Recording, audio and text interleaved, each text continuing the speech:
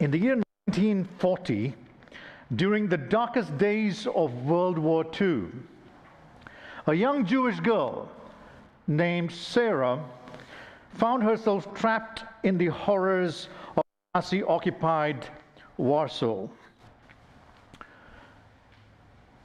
She was locked up in the ghetto, and despite the despair and the fear that surrounded her, Sarah clung to the glimmer of hope. And that little hope that she had was a phrase that her grandmother used to recite every now and then. She would say, even in the darkest of times, there is always a light that shines through darkness. So she remembered that the phrase that her grandma often recited. And so that was the glimmer of hope that she had.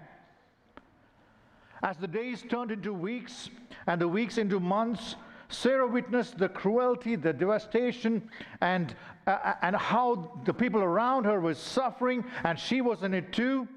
And yet she refused to let go of her faith of a better tomorrow. One evening, as she was huddled in the dungeon, she remembered a passage that her grandma had read out some time back. She remembered the words in the book of Jeremiah, "For I have a plan for you, a plan to prosper you, a plan not to harm you, a plan to give you a hope and a future." Inspired by those words, she made a decision that night. And that decision changed her life forever. The decision was that secretly she would teach the little children in the camp, in the concentration camp, that she would be teaching them about hope. Her grandmother taught her. She shares stories of courage, resilience, reminded them that even in the face of unimaginable adversity, they could find strength within themselves. One day, as Sarah sat with a group of children, she told them the story of ancient Israelites who endured slavery and oppression. And she shared the story of how the Lord promised them that the Lord will fight for you. The Lord will be there in your needs. And she reminded the children, the Lord will fight for you. You need only to be still. Only to be still. As the war raged on and the situation grew increasingly dire, Sarah's message of hope began to spread all through the camps. People began to find comfort in the words of this young girl. Despite the hardship they faced, a sense of unity and resilience was the message among them. They had some kind of a hope. They had some kind of a togetherness because of the courageous messages that this young girl would share every night. One cold winter night, as bombs were falling all around them and they could hear the echoes of the gunfire, Sarah gathered the people and sat in a dark room with just a little bit of light from a small candle that remained. And as that light filled that room, she was sitting with them and she shared with them a scriptural passage from the book of Psalms that she remembered. Her grandmother often would say that weeping may stay for the night, but joy comes in the morning. In that moment, surrounded by the flickering light of a single candle, the people in that dungeon renewed their sense of hope and courage. Hope and courage. They stood together, united in their determination to survive and to never lose sight of the light that would burn at the end of the tunnel. As they faced challenges, as they were in literal darkness and their lives were in darkness, they still held on to that promise that there is some hope out there. There is some kind of a future out there. Years later, long after the war had ended and the scars of the past had begun to heal, the story of Sarah and her message of hope lived on in the hearts of those people that she impacted. Her legacy became a testament of resilience, of the human spirit, and the power of faith to overcome even the darkest of times. And though she was gone, her words continued to inspire generations to come, reminding them that no matter how difficult the journey may be, hope will always prevail in the end. And I won't be wrong in assuming that right here, that each of you seated here is a person of hope. And I won't be wrong in assuming that you too have moments of darkness. You too have moments of challenges, situations that you go through where your faith is shaken. There are times when you too wonder, is my hope still standing strong?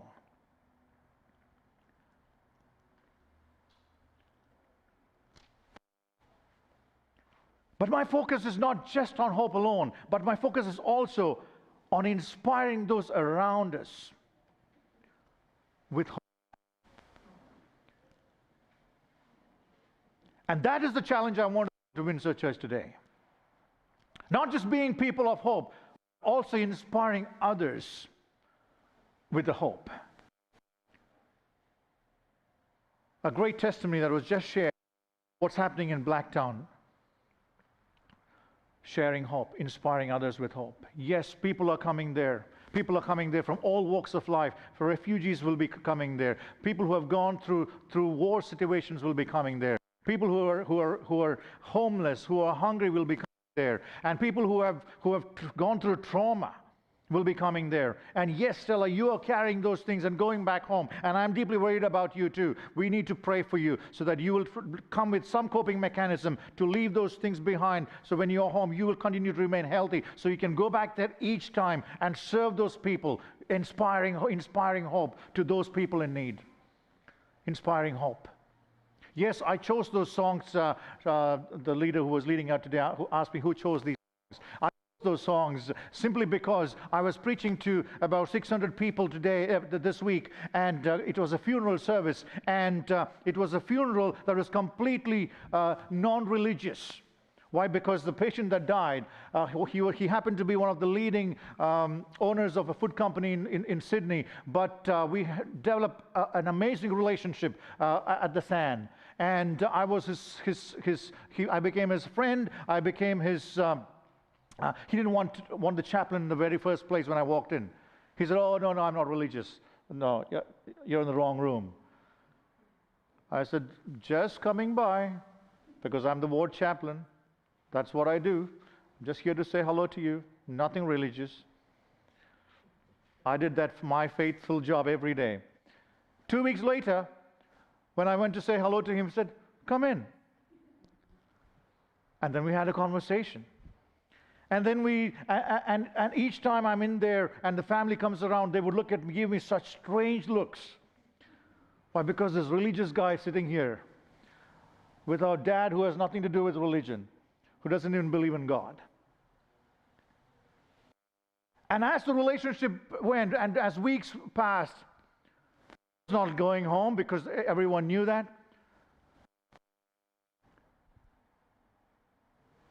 Came to a stage where he tells me, "Steve, stay." Because I used to leave as soon as the family walks in, I used to leave. He said, No, you stay. And a few days before his death, he asked his family, "Can you please leave?" when the chaplain walks in. And the family was stunned. What the hell is going on? And you could see their faces. They're all giving me the strange looks. What is going on with this fellow? Yes, he didn't want the family there. He just wanted me there to talk to him. And then when he passed away, the family comes and tells me, "Please, we don't know what to do with the funeral. We don't know how to go about. Can you please help us out?" I said, "Sure, I can help you." Definitely I will respect him. He's a non-religious person, but a very spiritual man. And so I will have a spiritual funeral. No prayers involved, no preaching involved. But I sat there and I thought to myself, Lord, this is an opportunity where all these 600 people that will turn up are all claiming that they don't believe in God. But I want to inspire them with the hope of from creation to the ascension, and from ascension to the time when you are coming again. And what do I do? And so I chose these 3 songs and I just put it there because I wanted to inspire them with hope. The hope that they do not have. But I knew that I don't have I cannot preach a sermon as such. I just gave some words of encouragement.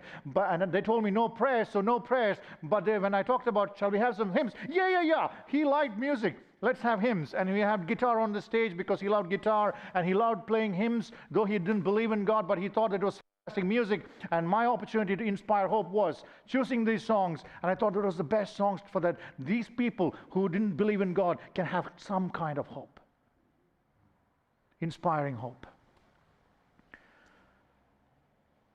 I read a research some time back about a scientist who did this research on rats.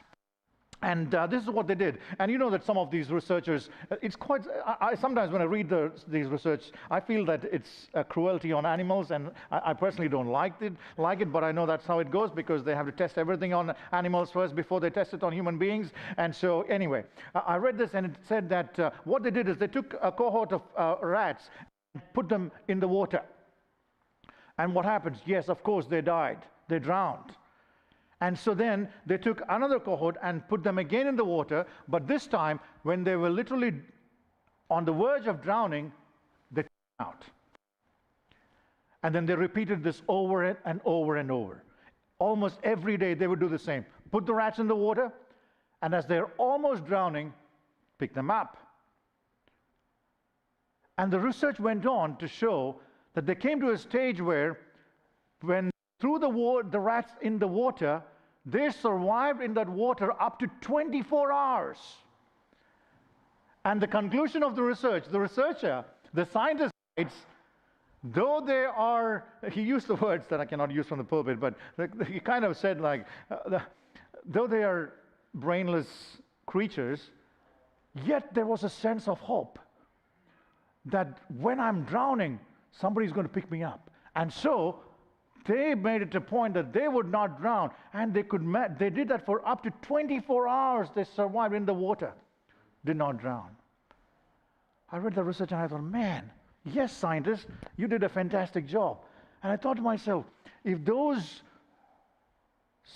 as per the scientists, the brainless creatures had that sense of hope, how much more we as human beings, created in the image of God, how much more should be our hope? And how much more should we be capable of inspiring that hope to others? Hope to others. Hope itself is like a star, not to be seen in the sunshine of prosperity, and only to be discovered in the night of adversity. Charles Spurgeon.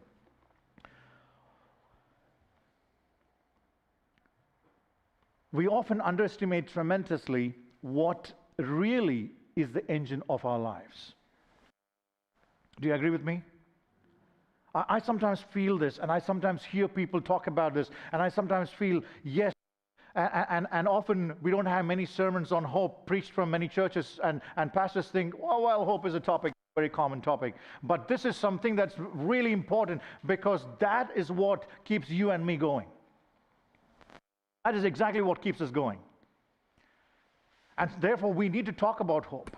We need to have that hope that we can share and inspire others. And how inspiration happens through songs, maybe through your words, maybe it's just utter silence, maybe it's your presence, maybe it's just your companionship, maybe it's just you being there in someone else's life.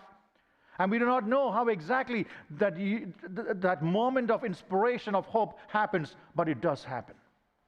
It does happen.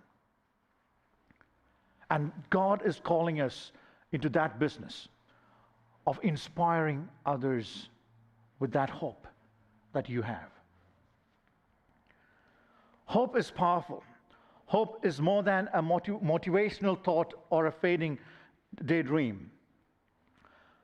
Hope is, nothing is impossible with God, firestorm refusing to be quenched. Hope is an awareness that God is actually expecting, looking, and longing to show you His goodness.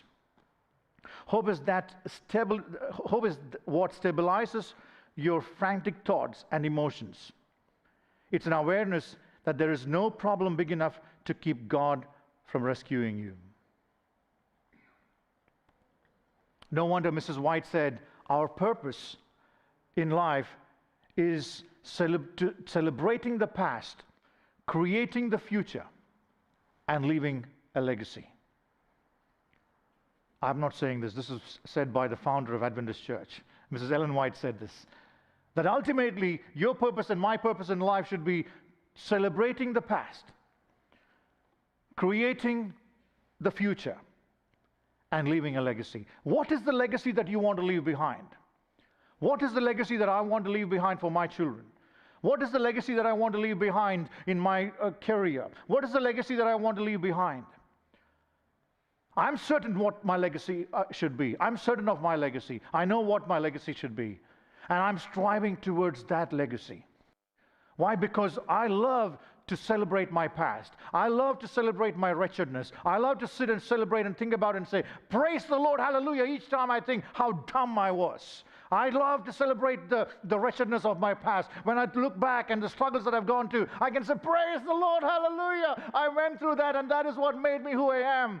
I'm so glad when I think about my past and the wretchedness of my past, when I sit back and say, oh Lord, have mercy, because I never knew that your unconditional love, I would have never experienced it the way I experience it now, if not for my foolishness, for the sins that I've committed, for the wretchedness of my past.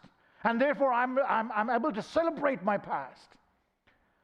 And I'm creating a future based on that redemption story of my life, where I can celebrate my past, and therefore I'm able to create a future. Ultimately, leaving a legacy. Because my future is based on that hope in Jesus. And my legacy is based on that inspiration, by inspiring others with that hope. And that is the legacy I'm leaving behind. And that's the legacy I want to leave behind. I don't want to leave any other legacy. I tell my children all the time, I try to guide them through Jesus. I tell them to love the Lord with all their hearts. And as do every parent, I mean, there might be some perfect parents here, I don't know, but I'm just talking about myself. Tremendous challenges with teenagers.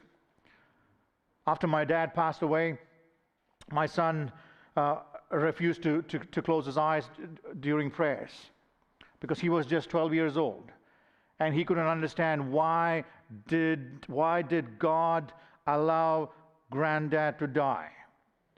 He couldn't understand why didn't God answer his prayer that Granddad should live, that Granddad should be healed, that Granddad's cancer should be completely eliminated. He was just 64, and he was having questions. Why is it that a man who was blameless or spotless, who everyone who knows him would say that, who has had no corruption whatsoever, who was a leader in the church, who established many churches and built massive buildings through the places that he worked, in every conference for the church, and preached and wrote many books, and who served God all through his life, and just 3 months after he retired, diagnosed with cancer, and he's gone.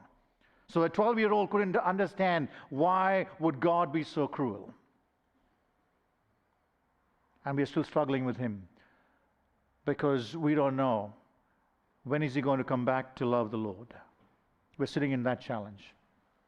Yes, I am in that challenge, sitting in that challenge where I need to inspire my very son with that hope. And I know that someday God will open his eyes. And in that challenge, I'm sure that I will continue to live my life and do what I'm doing, because I know that my son will one day testify of that hope that he will. Courage, energy, and perseverance you must possess. Though apparent impossibilities obstruct your way, by His grace you are to go forward. Instead of deploring difficulties, you are called upon to surmount them.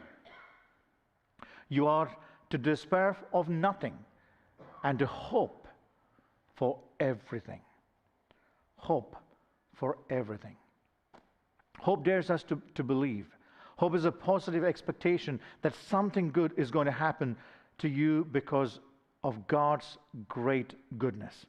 Hope and faith go hand in hand. Hope is not a wishy-washy, sometimes we feel like, we believe, but we really, sometimes don't put into practice exactly what we believe.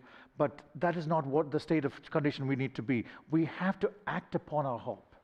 We have to act upon our hope. Hope also enables us to endure hardships and long waiting periods. And God uses these times to develop character and endurance in us. The other day I read someone had posted on Facebook, and my colleague just showed me about saying that Jesus always arrived late for appointments. And I thought it was very interesting because my colleague was jokingly saying to me, because she arrived late to work, and so she comes into my office and says, "Sorry, Steve, there was an accident on the freeway." And I said, "I understand. It's all right." And then she says, "Oh, but by the way, have you said? Did you? I just read this. I just read this, and I thought it was interesting." And she said, "Oh, Jesus arrived late too, for all his appointments." Well, I said, that's no excuse for you coming late, late to work. But though we laughed about it, later on I reflected on those lines. And yes, Jesus did arrive late many times. But God's timing is always perfect.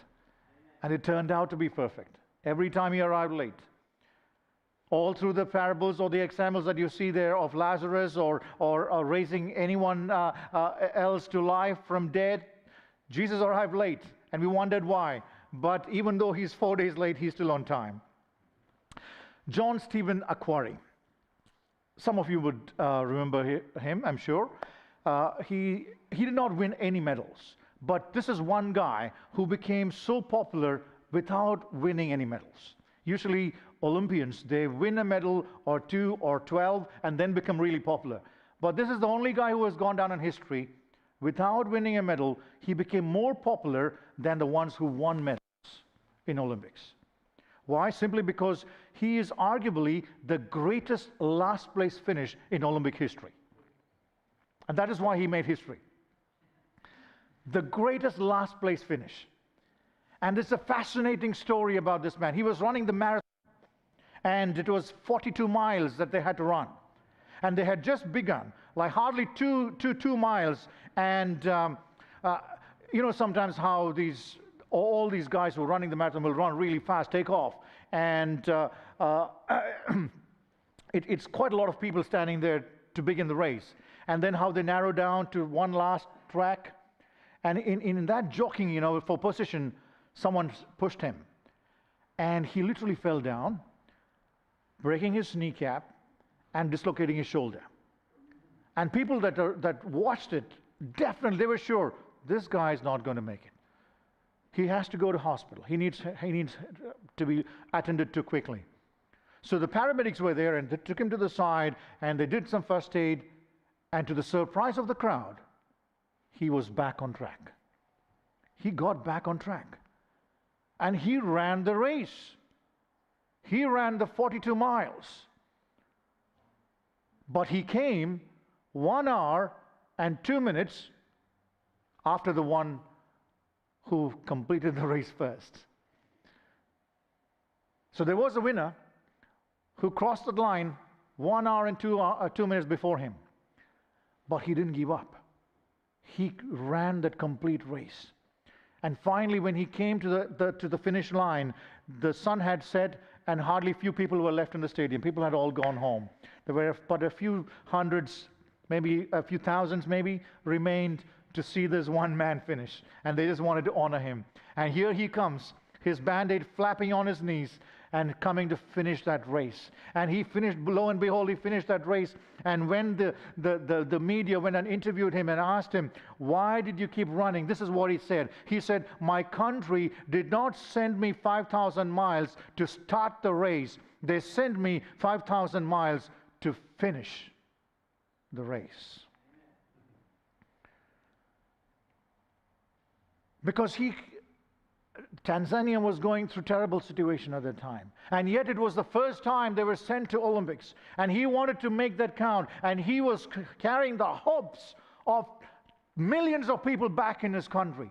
And so he wanted to prove and make a point by inspiring hope to others. And so he thought, this is the message that I want to give. Yes, I'm injured. Yes, people think that I may not make it through this, but I'm going to make it. I'm determined that no matter what, no matter how excruciating the pain may be, no matter even if my knees have to be cut off, my leg has to be cut off after finishing the race, I will still finish the race because my country sent me here not to just start the race, but to finish the race. We are called to finish the race. And we are called to finish the race by inspiring hope to others. And that's why Paul, he does not put in this order of hope, character, suffering, and perseverance, or hope, character, perseverance, suffering. That's not how Paul puts it. Paul in his thinking says it's suffering, perseverance, character, and then comes hope. But unfortunately, when there is a bit of a suffering, we hear complaining. We become the children of Israelites, and on the verge of rebuking our God. But Paul reminds us, suffering, perseverance, character, and then comes hope. We glory in our suffering because we know that suffering produces perseverance, perseverance, character, and character, hope.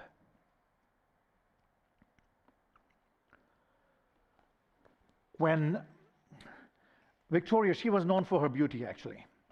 And two things, actually, beauty and the first lady who did not want to be first anywhere. She did not like to come into the public. She was one of those first ladies that would like to always remain behind closed doors. You would hardly see her anywhere. Though her husband ruled Russia for many years and was one of the most powerful leaders. I read this in the book of George W. Bush's book, George W. Bush Sr. In his book, he writes about this Victoria, and this is what he says. He says, during her husband's death, George Bush was the Vice President of the United States, and you know how when the head of state dies, most countries sends representatives.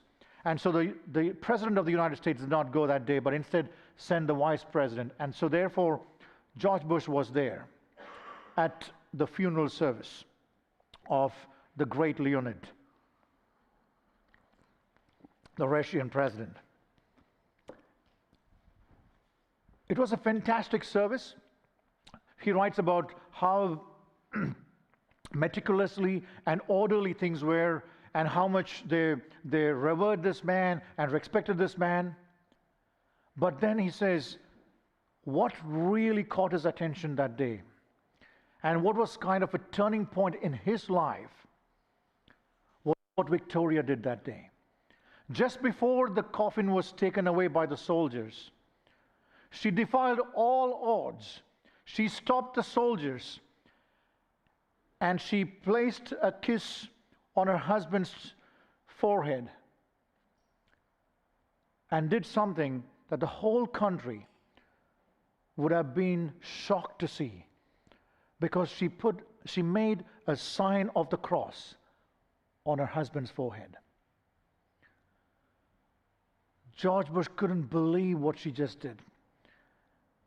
She could have been thrown into the prison after that. She was almost telling the entire country, I don't care what my husband believed. I don't care that this man was a man who did not believe in God and led you all as a country not to believe in God. Or I don't care what his beliefs were. But I cannot let this man go for one last time before I do something about that hope that I have, that maybe by making that sign of the cross, maybe there is a hope that this man will have life beyond this life. Maybe, who knows, that she would have talked to her husband about God and Jesus Christ. Who knows, he would have kept refusing it. Who knows, maybe he believed and maybe he couldn't practice it anymore. But she just could not let go of that funeral without placing that sign of that cross on her husband's forehead.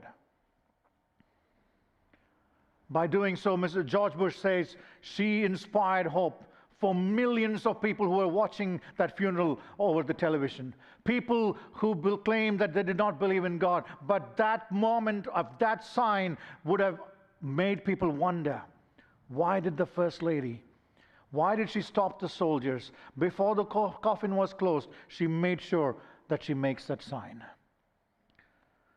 Inspiring hope. As I said, I'm one of those preachers, the pastors who I don't preach based on my intelligence or what I read. I preach only when I'm with my conviction. Inspiring hope is what I do.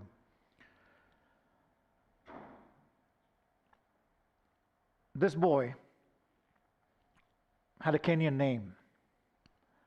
And because of COVID, I couldn't visit. I usually visit Kenya every 2 years. I couldn't visit for some time, and so when I went back last October, the matron of the house, that's the lady that takes care of all the children in the orphanage in Kenya, she told me, we have to change his name. And I like traditional names. I like, names that are having some meaning traditionally in the cultural context. And so I was like, why? Like, I like the name. And then she said, can we go out and talk? I said, okay. And so she told me at least 3 times we need to change the name. And then she kept doing this. I didn't understand what she was trying to say. So we walked out of the room that we were talking, the kids were all there. And then she said, Steve, that name. She speaks English, but not very fluent. She said, that name means murderer. That is what she was trying to do. I was like, what? Murderer. She said, yes, that name means murderer. I said, why in the world would anyone name the child murderer? And then she tells the story. This boy, when he was born, his mother died. And so the authorities gave the child to grandparents. And the grandparents named him murderer. Why? Because they believed that he is an evil spirit. And it's because of that the mother died. And so they first tried to kill him, drowning him in a bucket of water in their home. And they were not successful. And the second attempt was they came onto this bridge and they threw the child into the river. And they thought that he'll be gone.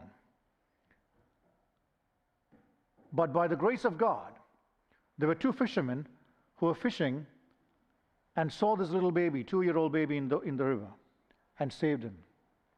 And they didn't know what to do with the baby. And then they immediately realized where they were fishing, in that river where they were fishing, right across there they saw that building, and they know that building is where what is known as Shekinah Foundation. And they said, oh, great, let's take him there. And that is how they brought the boy to our orphanage. And so now he's 7 years old. So he knows the meaning of his name. And they were waiting for me to go there so that we can change the name and change the registration of his birth certificate and all of that. And all our children there, they do not have any birth certificates as such. We take them to the registrar's office and they look at the child. He might be 5 years old. Okay. Calculate 5 years from now. He or she's born on this day. Oh, that will be 3 years old. That's how we are getting birth certificates done. It's that bad. So we talked to him because he knows what's going on. And I said, we want to choose a nice name for you. And so I gave him time. I said, tomorrow let's decide. You also think about it. If you like a name, we can decide on that. So next morning, I went there and we were doing other things. He comes running and he started pulling my fingers and said, I have a name. I said, all right. Tell me what's your name? Harrison. I said, Harrison, okay. I said, nice name. I was like, wow, fantastic name. So I said, how did you come up with that name? Why Harrison? Can you tell me about that? And he says, you, Stephenson, me, Harrison.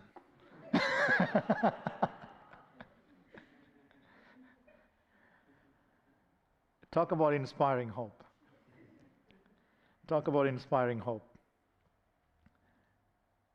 Have any of you, when you traveled, I'm sure that you all have do a lot of traveling and cruise and all of that. Have you taken an excess of 107 kilos to the airport and tried to put in those things into onto the flight? Have you tried that? Man, by faith, I want to tell you, try it. Before travel, my team, what we did is we went to the community center in Kurumbong and many other places. We collected clothes, and my team is excellent. So for each child, they made bags like this in Ziploc bags with their name and all of that, so they'll feel very special when they get the gifts. And so it came to 107 kilos. And my Qantas flight, they would only take 32 kilos. That 32 kilos, I have my own bag. And I'm talking about 107 kilos of additional baggage. So I went to the counter with a smile, you know. I've learned the art of smiling. I looked at this lady and I smiled and I said, "I'm Steve." And I said, "I have some extra baggage that I'm carrying, you know." She said, "How much extra?" I said, "A few kilos." She said, "Okay, put on, let's see." So I put the first one. She said, "Okay, that's 34. That's all right." I said, "Well, I have a few more." And then she looks. She says, "Yeah, how many travelers?" I said, "Just one." "Okay, so where is this going to?" So I said, "Look, I have a small orphanage in Kenya, and it's all clothes for them. And, you know, look, if you don't allow me to take this, I'll just chuck it here and go. But if you allow it, it'll be such a blessing for those kids." "You own the orphanage in Kenya?" I said, "Yes." "Oh, you know what? Just last month, I went on holidays to Thailand because people said Thailand is great. So I thought, let me go and relax. Man, what a horrible holiday. I don't know how people relax there by seeing all the suffering on the other side." She says, "Steve, can you consider starting an orphanage in Thailand?" I said, "A good thought. Yeah, maybe someday." That was it. All my baggage is checked in. I went through with 107 kilos of extra bag, paid nothing. Inspiring hope. Hope to that lady who came back disgusted after seeing the suffering and did not want to go on a holiday. Inspiring hope to the kids back there, saying, "In faith, I'm bringing this stuff to you without paying anything." I'm just going to play a video just to show how our kitchen in our orphanage was. So this is how they cook. So it's lunch happening there, and so that's Dr. Dawkins, who is the president of this foundation. They're showing me how they cook lunch. It's beans and rice and everything together that they cook.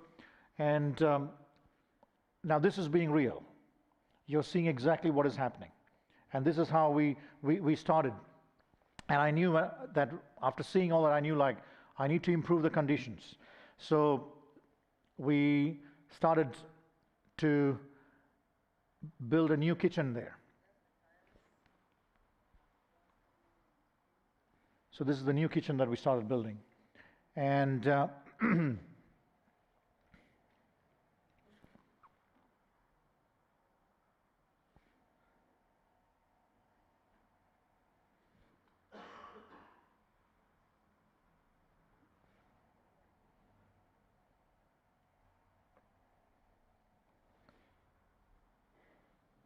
just last month, we completed the new kitchen.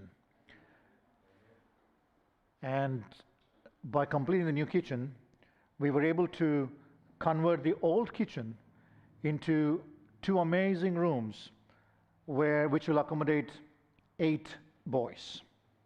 So we have both girls' dormitories as well as boys' dormitories. And so we're going to have 8 boys in the old kitchen and the adjoining room.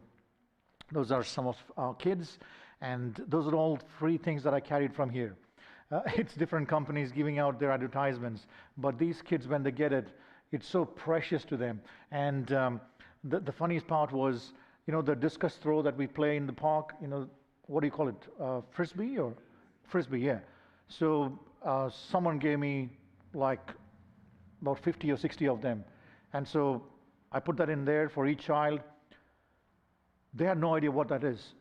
They're using it as plates. And so I thought, okay, because we were celebrating, see, none of them had celebrated birthdays. So for the first time, we were celebrating everybody's birthday together. So we said, okay, let's have a big cake. They've never seen a cake before. So we had a big cake and we were celebrating the birthday. And while celebrating the birthday, they started taking these as plates and putting stuff in it and having great time. So I thought, okay, let those remain as plates. And they were so happy. You should see the happiness on their faces. It fascinates me.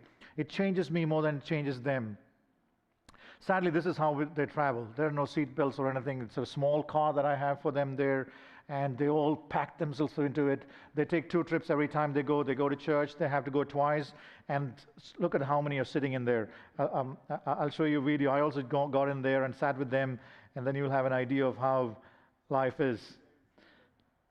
And there are actually 2 kids sitting on my lap because that's how life is. And yes, the immediate need that we have is somehow to buy a van for them. And years ago, if you remember, Dick Smith is one who gave us a van for the orphanage in Philippines. I testified of that here. I don't know if you remember that. So I'm planning to contact Dick Smith and say, hey, the same need, immediate need. We need transportation. We need a van. And so in the meantime, I also want to thank you, church, for what you have done and supported us all through the past. I'm just sharing this simply to not saying that to please continue to support us. Of course, continue to support us, but coming to that point of inspiring hope. How each of you can inspire hope, because that is what is our purpose. That is what we are here for. Not just to be people of hope, but to be people that inspire hope to others. Dare to be hopeful, regardless of who you are or what your condition in life, what condition your life is in. You can't function successfully without hope in God. If circumstances are bad, you surely need hope. And if they are good, you need hope that they will stay that way. Hope energizes and motivates us to take action by causing us to step out in faith and act in obedience with God's word. I started a small orphanage in the Philippines. Now it has gone to 2 orphanages, one in Kenya and Philippines, and we have moved to 4 different countries with education and feeding program, and all with nothing in my pocket, just with that hope and with that faith, that when you step out in hope, when you step out and act upon that hope, when you truly have the conviction that God put me here for a purpose, my life is for a purpose, and that purpose is to live as a man of hope, as a woman of hope, as a person of hope, and then to inspire that hope to people out there. With man, this is impossible, but with God, all things are possible. And that is what we do with our actions, and that is what we teach others. Hope believes boldly, decides daringly. Now, if you don't take anything from my message today, but if you can just take these two small phrases of this one line: hope believes boldly, decides daringly. And that is where most of our problems surround. Why? Because we are not daring enough to make decisions that will change your life forever and that will change others' life forever. That daring decision that you can make, through the help of God, knowing that Jesus himself said, with man it is impossible, but with God all things are possible. And when you are with God, and when God is with you, what is limiting you? What is stopping you? There is nothing that can stop you. And that is why Mrs. White said, courage and perseverance and energy is all what you need. And in spite of impossibilities, and in spite of difficulties, and in spite of all the adversities out there, hold on to hope and not to despair. Hold on to that hope that you have in Jesus and in God, that no matter what condition you see yourself in, you have a God. Through him, everything is possible, and a God who will strengthen you day by day into everything that you are going to do with that hope that you have in you. I want to skip a few slides, and that is why it is simply because of that hope Paul was able to say, after he said that it is through suffering and perseverance and character and hope, he was at the end of it all, he was able to say, I have fought the good fight, I have finished the race, I have kept the faith. Now there is in store for me the crown of righteousness, with the Lord, the righteous judge, will award to me on that day, and not only to me, but also to all who have longed for his appearing. If we have that hope, and if we are inspiring people with that hope, we too can echo the same words like Paul. When it is that time to hang up our boots, and when it is our time to leave our legacy behind, we can echo these same words of Paul. The other day I found this prayer request in our prayer request box. All through the hospital we have prayer request boxes. And this is one of the prayer requests that was there in the chapel. I just thought I'll just share a little bit with you. It says, hi, back in 2021, God found me. I wasn't looking. But he found God at the hospital. Well, hasn't my life changed for the better? I don't have a really good Bible to read. So I have to take one from this chapel as I truly need it. I prayed to God, Jesus Christ God, that I'm not stealing, and I hope that this $60 will cover the cost.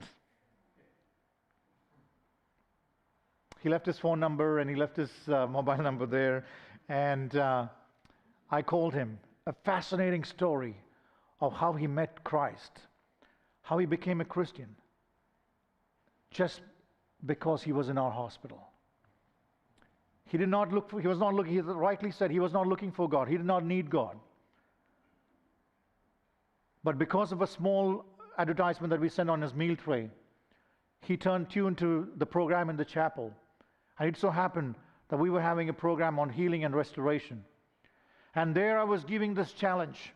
I was sharing my testimony of how I was healed and how I was declared dead by the doctors and I came alive, and how God saved me. I threw the challenge to all those who were viewing, and because all through the hospital, whatever happens in the chapel goes to every patient room, all through the monitors in the hospital. And I gave them the challenge. I said, if you are watching this, and if you're listening to me, I want you to throw that challenge to Steve's God. And here was this man in 2021 listening to this. And he decided that night, yes, I don't know anything about God, I don't know what to do, but I'm just going to listen to that fellow. To Steve's God, I'm praying, heal me too. He was miraculously healed. And from that day on, he is living a Christian life. He lives in the south of Sydney. And after I called him and I said, I want to meet you and I want to give that $60 back to him, and I gifted him a beautiful Bible, he asked me, is there any church at all that I can attend? Because he said up until now, from 2021, he sees San as the church. He sees San as his spiritual place.